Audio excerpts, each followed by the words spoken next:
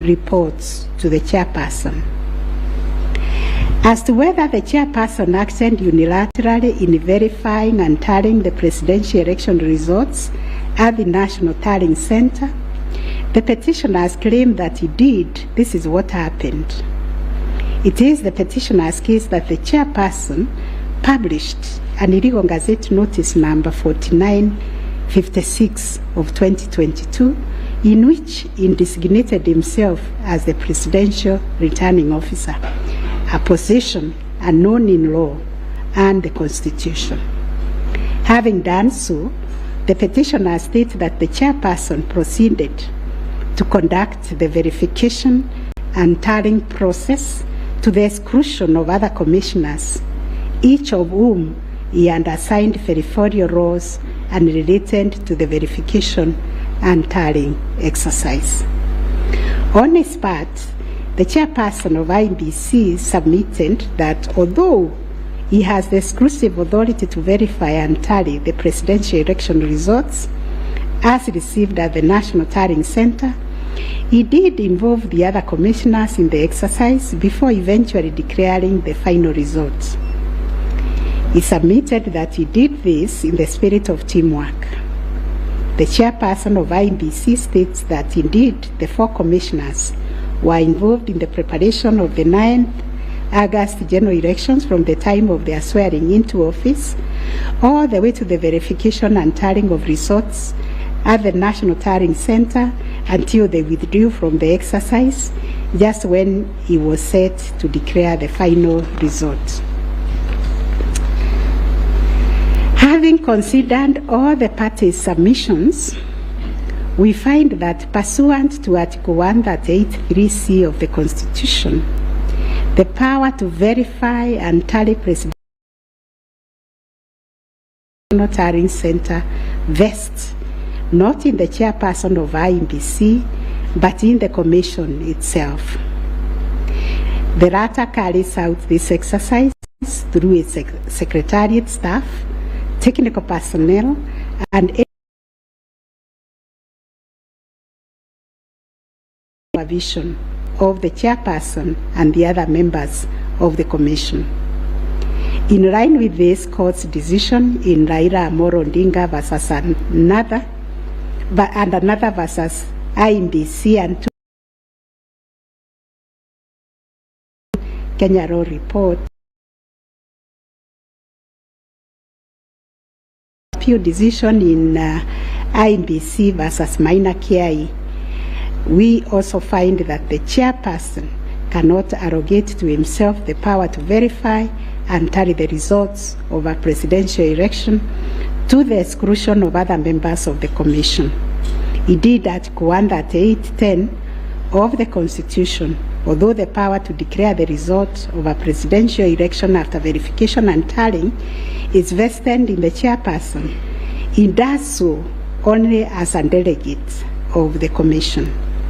Consequently, to the extent that Regulation 87(3) of the Elections General Regulation purports to vest the power of verifying and tallying presidential election results as received at the National Tallying Center solely on the chairperson to the exclusion of other members of the Commission, the same is contrary to and inconsistent with the provisions of the Constitution.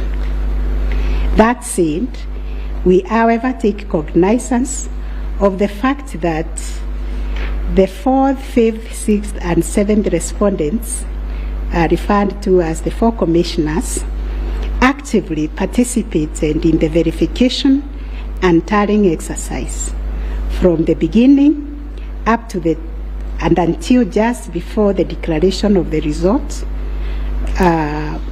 by the chairperson. They took turns announcing the results as verified and tallied, and were present and active during the actual verification and tallying at Bomas. An example is when one of them, Justice Nyangaya, stood on the podium to announce to the public results and also announced an adjustment that had been occasioned by errors of tabulation. The events of 15th August 2022, therefore, came as a surprise. As the public waited for the chairperson of IEBC to declare the final result, sporadic violence broke out at Bomas. The violence swiftly was contained by the security force. Of the screen were the 4 commissioners on the where they announced that they would not own the results that were soon to be declared by the commissioners. Informed the public of their rejection of the yet to be announced results, terming them opaque due to the manner in which the chairperson had been conducting the verification and tallying exercise. In his affidavit dated 25th August 2022, Justice Nyangaya averred that the chairperson's actions during the tallying and verification exercise at Bomas made it difficult to ascertain the total number of votes cast and the actual number of votes attained by each candidate, so as to enable him authoritatively state the commission and declared accurate results. All the petitioners have anchored their arguments for the nullification of the 9th August presidential election in Taharia on the walkout from the Bomas by the 4 commissioners.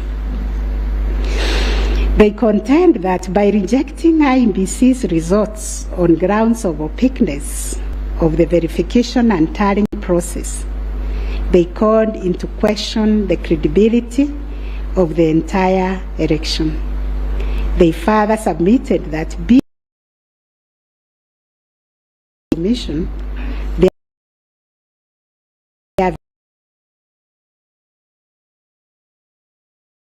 it is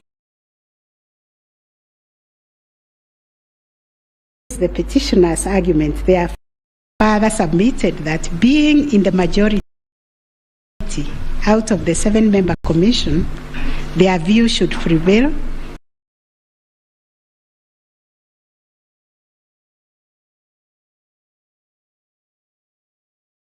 and the election should be nullified. It is the petitioner's argument, therefore, that a dysfunctional commission cannot deliver a credible election. We note that apart from their 11th hour denunciation of the verification and tallying process,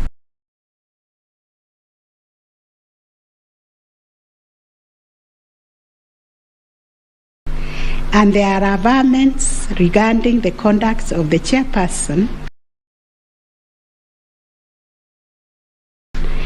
the 4 commissioners have not placed before this court any information or documents showing that the elections were either compromised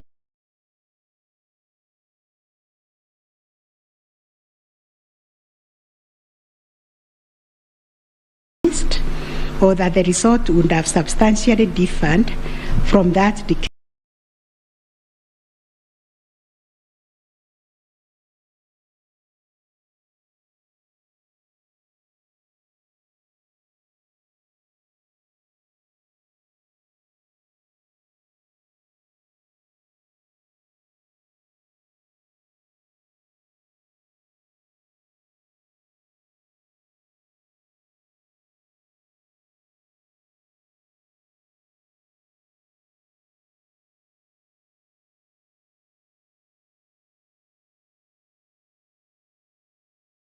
By the chairperson. Critically, they have not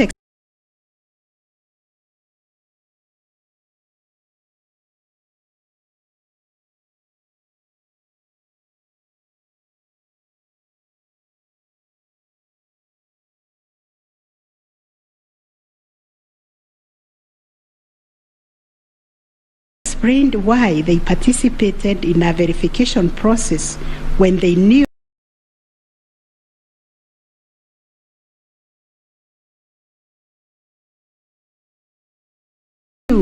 that it was opaque up until the last minute.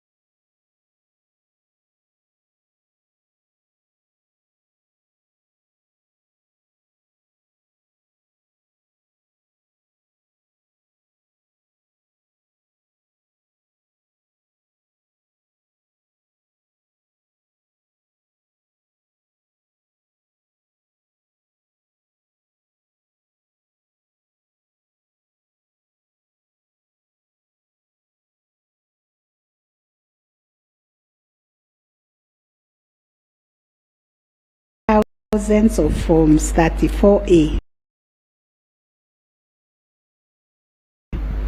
Such an undertaking would be humanly impossible, they submit. For good measure, the respondents submit that Section 11A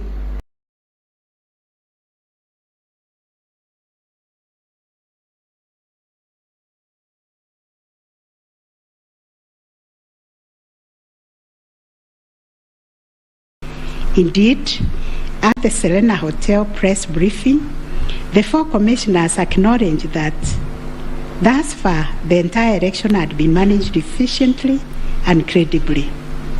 The chairperson on his part did not make matters any better by maintaining a stoic silence, even as things appeared to be falling apart.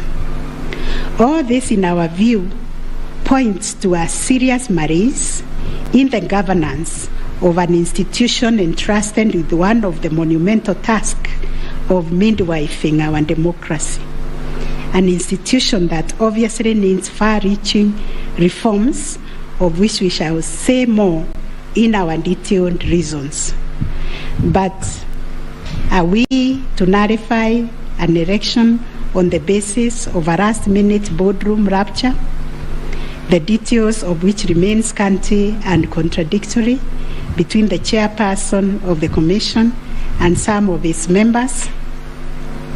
In the absence of any evidence of violation of the Constitution and our electoral laws, how can we upset an election in which the people are participating without hindrance, as they made their political choices pursuant to Article 38 of the Constitution? To do this would be tantamount to subjecting the sovereign will of the Kenyan people to the quorum antics of IEBC. This we cannot do. Clearly, the current dysfunctionality at the Commission impugns the state of its corporate governance, but does not affect the conduct of the 2022 election. In view of the foregoing, we are satisfied that notwithstanding the divisions apparent between the chairperson and the 4 commissioners, IEBC carried out the verification, tallying, and declaration of results in accordance with Article 138(3)(c) and 10 of the Constitution. Issue number 7, whether the declared President-elect attained 50+1 of all the votes cast in accordance with Article 138 of the Constitution.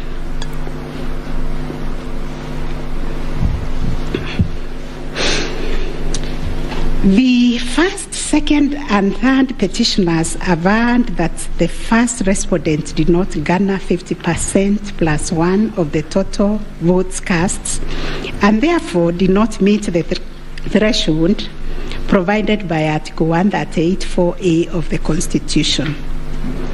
They anchored their claims on the basis that in order to determine whether a candidate has attained 50%+1 of the votes cast, this ought to be calculated based on the total number of votes cast, excluding rejected votes.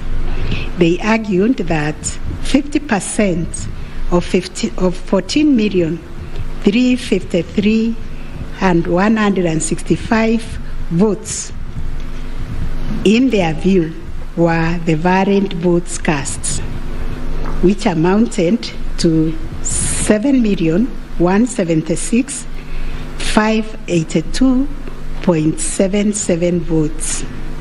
They therefore contended that by attaining 7.176,141 votes, the first respondent did not meet the constitutional threshold to be declared president-elect.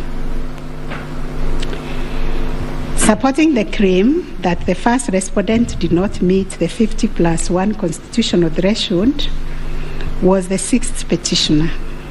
His contention was founded on the backdrop of a press briefing issued by the chairperson of IEBC after the official closure of voting on 9th August 2022. According to the sixth petitioner, the chairperson of IEBC announced that the voter turnout was 65.4% of the total number of registered votes based on the verification of the KIMS kits which were functional during the process of voting. In addition, the sixth petitioner urged that the voter turnout of 65.4% did not include some 238 polling stations where the KIMS kit had malfunctioned, necessitating use of the manual register. It was therefore urged that the minimum number of votes cast could not be less than 14,466,779. Additionally, that this number was bound to increase once the number of votes from the areas that used the manual register were included. The sixth petitioner further claimed that a summation of the minimum number of votes cast and untallied manual votes would represent the actual voter turnout. In challenging the declaration made by the chairperson of IEBC, the sixth petitioner affirmed that the final tally, published in Form 34C, only accounted for 14,326,641 votes cast, including some 113,614 rejected ballots. The sixth petitioner contended that this tally did not factor in some 140,138 votes cast using the manual register.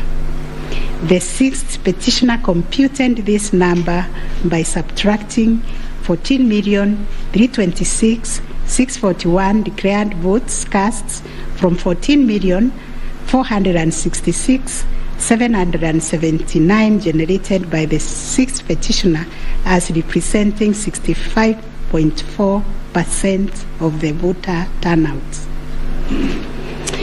Referring to the tallies in Form 34C, the sixth petitioner summed the number of votes cast for each candidate as follows: Raila Odinga, 6,942,193; William Ruto, 7,176,141; Wahiga Mwaura, 31,987; and George Wajakoya, 61,969, adding to a total of 14,213,027.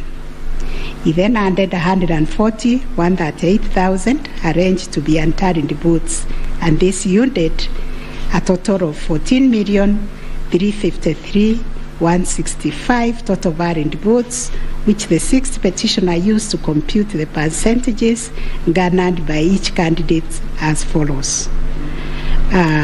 William Ruto, according to him, garnered 49.9%, Raila Odinga 48.3%, Wahiga 0.22%, and Wanjakoya 0.3%.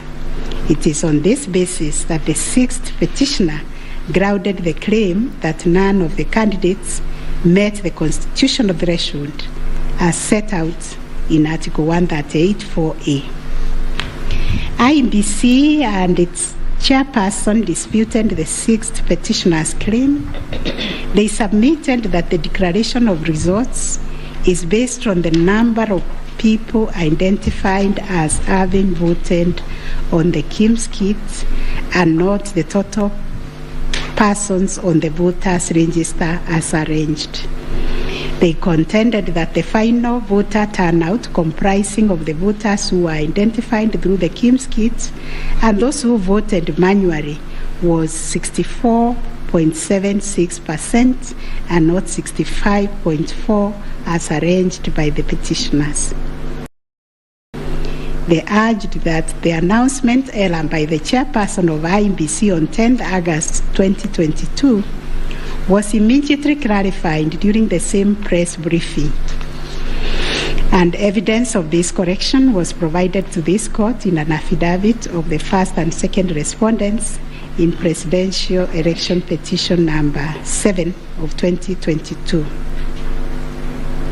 According to IEBC and its chairperson, 14,239,862 voters were identified using the KIMS kit, while 86,889 voters were identified using the printed voter register. Therefore, the total valid votes cast were 14,213,137, while the total number of rejected ballots were 113,614, constituting 14,326,751 total votes cast. They illustrated that the first respondent garnered 7.176141 votes against 14,213,137 total valid votes cast, yielding a percentage of 50.49 to meet the requisite constitutional threshold for a candidate to be declared president-elect. In the upshot, the percentage attained by each candidate was as follows: Raila Odinga 48.84%, William Ruto 50.48%, Waiga Mwaure 0.22%, and George Wanjakoya 0.43%. IEBC and its chairperson also submitted that the KIMS kits malfunctioned in 235 polling stations, necessitating the use of the printed voter register. In these polling stations, backup KIMS kits were later deployed for purposes of results transmission. The first respondent, in response to the question of 50+1 constitutional threshold, maintained that he attained the threshold under Article 138(4) of the Constitution as elaborated by the IEBC and the chairperson. This court has considered the differing formulas and threshold arguments presented by various parties to this petition. While the first, second, and third petitioners raised pertinent questions connected to this issue, we shall address them together with those of the sixth petitioner, who has addressed and focused on the issue as specifically framed in detail. It must be restated that the case made by the sixth petitioners concerns a data-specific threshold as enunciated under Article 138(4) of the Constitution, that without attainment of which there can be no declaration. This data-specific threshold is what this court declared in John Aaron Mwau and two others versus IEBC and others. Petitions numbers 2 and 4 of 2017, consolidated, referred to as the ultimate yardstick for determining the winner in a presidential context. In Raila Odinga and 5 others versus IEBC, petition number 5 3 and 4 of 2013, this court asserted that rejected ballot papers do not constitute a vote cast to be included in calculating the final tally in favor of a presidential candidate. We are not persuaded by amicus curiae's brief, that is Law Society, who attempted to persuade us to consider our position on this finding. We reiterate that rejected votes cannot be taken into account when calculating whether a presidential candidate attained 50% plus 1 of the votes cast in accordance with Article 138(4) of the Constitution. Similarly, in the same Raila 2013 case, the court further laid down the parameters of burden and standard of proof in electoral disputes. More specifically,